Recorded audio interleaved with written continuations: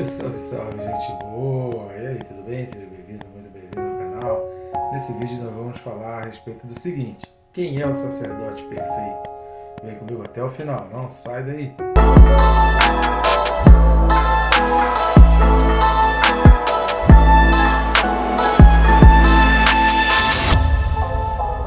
Só não deixe de se inscrever no canal, né, querido? Se tá aí assistindo, ainda não tá inscrito, clica aí, é bem rápido e fácil. Você vai clicar no botão aí que tem inscrever-me e pronto, já vai estar inscrito. Eu recomendo também clicar no sininho, assim você é notificado a cada vídeo novo, fica por dentro de tudo que acontece e não perde a oportunidade de estar estudando a palavra. Essa disciplina é fundamental para o crescimento e nosso desenvolvimento espiritual. Eu quero te fazer alguns pedidos especiais aqui, de todo o coração, ajudar-nos a divulgar mais o canal, a levar mais a palavra de Deus para mais pessoas. Quanto mais pessoas inscritas, mais pessoas assistindo vídeos, isso significa que mais pessoas estão em contato com a palavra e aprendendo da palavra. De que maneira você pode fazer isso? Você pode fazer curtindo, comentando e compartilhando esse vídeo nas suas redes sociais, para os seus amigos, e assim o YouTube vai entender que esse vídeo é importante. Ou você pode clicar também em um dos links aí da descrição e estar adquirindo um dos nossos livros. Tem o mais antigo, que é o Quem se Importa com Deus, um livro que trata muito a respeito do chamado de Deus para nós, o objetivo daquilo que Deus quer para nós, o que Deus requer de nós, para que a gente tenha a mesma misericórdia, o mesmo olhar para o mundo que Deus tem.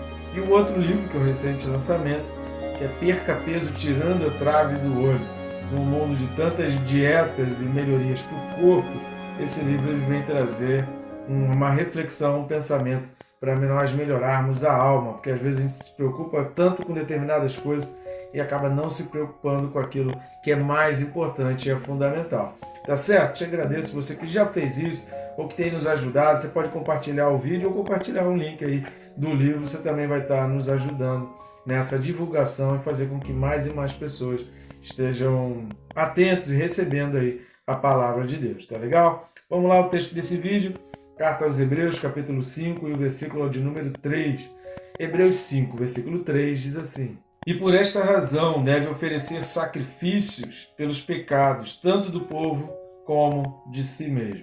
Aqui é muito importante que a gente tentar entender aquilo que o autor vem dizendo, e é muito importante nessa reflexão a gente conseguir chegar naquilo que o autor tinha como ideal ao passar uma mensagem. É óbvio que nem sempre a gente consegue fazer essa viagem exatamente, mas a gente precisa entender todo o contexto. É isso que a gente vem tentando trabalhar em torno da Carta aos Hebreus, que é uma carta muito difícil, é uma carta de muito difícil interpretação, tem pontos muito polêmicos, a gente vai chegar em muitos pontos aí, principalmente capítulo 6, capítulo 7, capítulo 11, são muitos, capítulo 12, são muitos pontos muito polêmicos que a gente vai estar tratando aqui, tentando tratar com sobriedade. Eu não quero aqui trazer discussão, não quero aqui trazer pontos para que haja divergência, muito menos te jogar contra os teus pensamentos da tua denominação, daquilo que a tua denominação prega. A gente vem tentando fazer o mais lúcido possível, é óbvio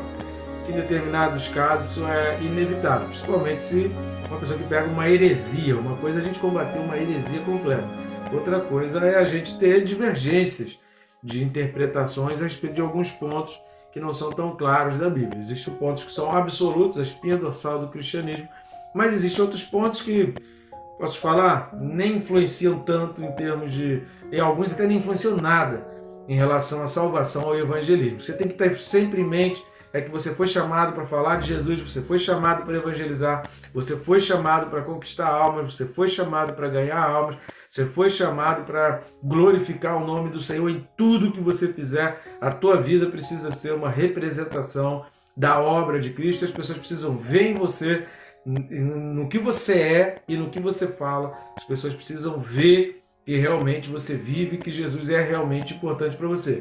Passou disso, querido, aí, né, parafraseando aqui, que eu sei querer ser herege aí, mas o que passar disso vem do maligno, né? Então, foca nisso, querido, se preocupa com isso. Esse versículo é um versículo que é muito importante. A gente vem falando aí desde o versículo 1, quando o autor fala lá, porque todo sumo sacerdote, nós mencionamos isso, assista ao vídeo correspondente ao versículo 1, de Hebreus 5, que aquele todo ali faz relação com esse deve aqui desse versículo 3, dando a entender o quê? Que Deus está falando aqui do sacerdote perfeito. Deus está falando aqui daquilo que seria o ideal, do modo, da origem. Quando Deus criou e Deus pensou nessa figura do sumo sacerdote, o que Deus tinha em mente, o que Deus tinha no planejamento. A gente precisa olhar para os propósitos de Deus mais e olhar menos para as pessoas, para os erros das pessoas. Deus está vendo todos os erros, Deus conhece todas as imperfeições e pode ter certeza que Deus já tem o seu plano para cobrir essas imperfeições e para que o projeto dele seja executado exatamente como ele pensou. A gente não pode deixar de ter isso em mente, que aqui está falando do sacerdócio perfeito. Obviamente que ele vai atribuir isso para Jesus. A gente não tem como deixar de ver Jesus naquilo que está sendo falado, por isso a gente falou, assista os vídeos anteriores, né, do Deus que se compadece, do Deus, porque isso está na origem. Nós também falamos nos vídeos anteriores aí, assista se você não assistiu, que a própria figura do sumo sacerdote apontava para a obra de Jesus, já era Deus pregando a respeito de Jesus Cristo na figura, na personalidade, no caráter do sumo sacerdote. Tudo aquilo que o sumo sacerdote precisaria representar está empregado ali na figura de Jesus, na obra de Jesus. Tudo do sumo sacerdote está inserido na obra de Jesus. Não podemos abolir a figura do sumo sacerdote, mas precisamos enxergar e transpor tudo aquilo que era necessário, importante e fundamental do sumo sacerdote para Jesus Cristo.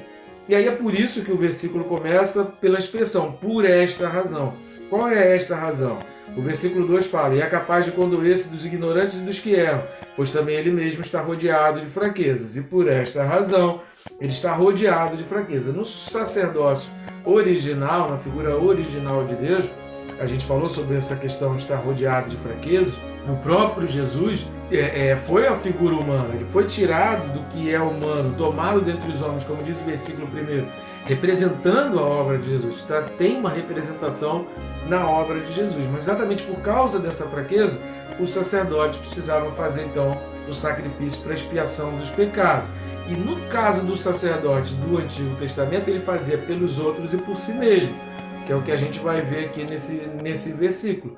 Mas é essa fraqueza humana, é por causa da fraqueza humana que há essa dívida. Então, por esta razão, está relacionado a essa fraqueza, toda essa fragilidade humana. Daí é que surge a necessidade dessa figura do sacerdote.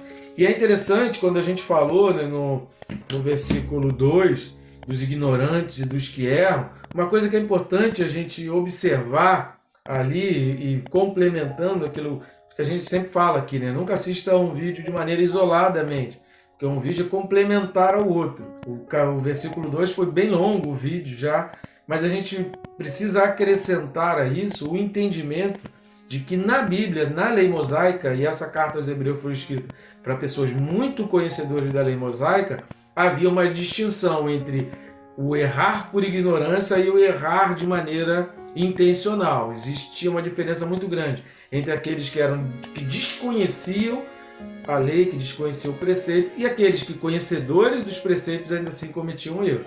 Vamos dar uma lida em Números, capítulo 15, do 27 ao 31. Números 15, do 27 ao 31. Se alguma pessoa pecar por ignorância, apresentará uma cabra de 1 ano como oferta pelo pecado. O sacerdote fará expiação pela pessoa que errou, quando pecar por ignorância perante o Senhor, fazendo expiação por ela, e lhe será perdoado. Marca aí, grifa aí na tua palavra, e lhe será perdoado. Ignorância será perdoado.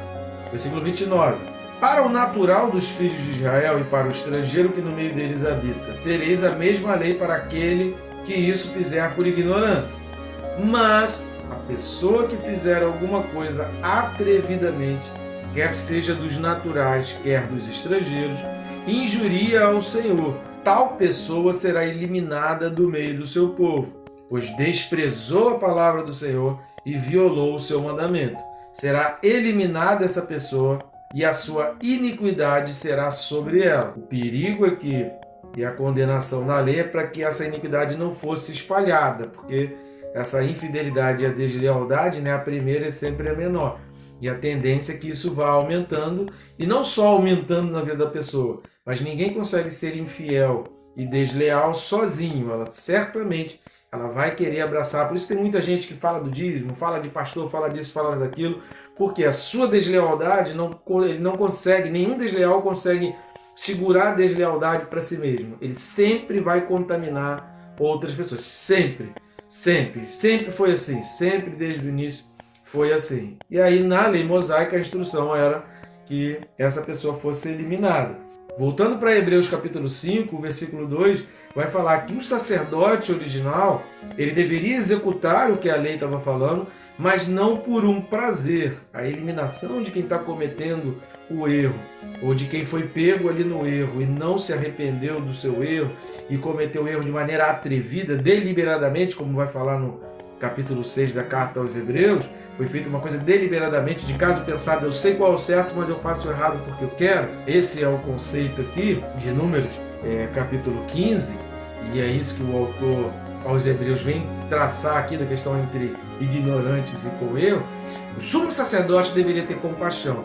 O sumo sacerdote deveria executar essa lei, mas não com prazer, com pesar. Ele não deveria ter uma felicidade ao executar esse rigor da lei, assim como um juiz não deve ter prazer nenhum em executar o rigor da lei. A maior alegria de um juiz tem que ser que eu nunca precise executar uma pena por um assassinato, por um roubo. Por quê? Isso vai significar que toda a comunidade ali, que toda a população está respeitando as leis. Esse tem que ser o sonho, tem que ser o nosso ideal, que a gente não precise executar as leis. A gente tem que ter leis duras, mas o nosso ideal é que essas leis duras nunca precisem ser executadas, porque o povo respeita as leis. Estão entendendo? A gente cria uma lei dura para evitar que ela seja executada. Agora, você ter uma lei branda, frouxa demais, com muita execução, significa que a lei está falha, que você está falhando na execução da lei. É preferível que você tenha uma lei muito dura e você trabalhe para que essa pena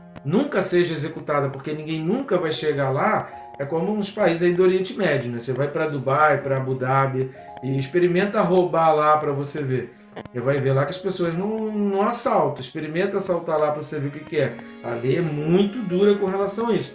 Por causa da dureza da lei, as pessoas não cometem aquele tipo de crime. Estão entendendo? Por quê? Porque o maior prazer do juiz é não executar aquela pena. E o que o autor está dizendo aqui, que disse lá no versículo 2, é que a execução precisa ser com pesar, ele precisa se condoer daquela pessoa que cometeu esse erro. E aí, isso tudo está dentro desse pacote, dessa expressão, por esta razão. Continuando, aí entra aquela expressão deve, que nós falamos no versículo 1, que o conceito aqui dessa expressão no grego não é no sentido de tarefa, de dever no sentido de executar uma tarefa, de um a fazer, ou um to do no inglês ali. É no sentido aqui de dívida mesmo. Eu tenho uma dívida, é um débito que eu tenho. É como se a minha conta estivesse ali no vermelho. Todo sumo sacerdote, ele tinha essa dívida com Deus de oferecer então os sacrifícios. Esse sentimento ele nasce do que foi dito lá antes, no versículo 1, quando a gente falou a questão de todo. Isso vai simbolizar exatamente que esse é o ideal, esse é o sacerdócio perfeito. Esse era o sacerdócio ideal que Deus tinha planejado. É óbvio que Deus sabe que o ser humano era falho e que isso só iria se cumprir na pessoa de Jesus. Então Jesus é aquele sacerdote perfeito porque ele não precisou executar os pecados por os sacrifícios pelos seus próprios pecados, porque ele não cometeu pecado, ele foi sem pecado, mas ele ofereceu pelos pecados dos outros. E esse era o objetivo ideal, esse era o propósito ideal que nasceu no coração de Deus ao criar a figura do sacerdote. Então aqui está sendo tratado esse sacerdócio ideal, idealizado por Deus, que a gente só vai conseguir ver a execução disso plena e perfeita em Jesus. Oferecer sacrifício, querido, que continua o versículo dizendo, e por essa razão deve oferecer sacrifício. Essa expressão traduzida por oferecer sacrifício é uma palavra só no grego.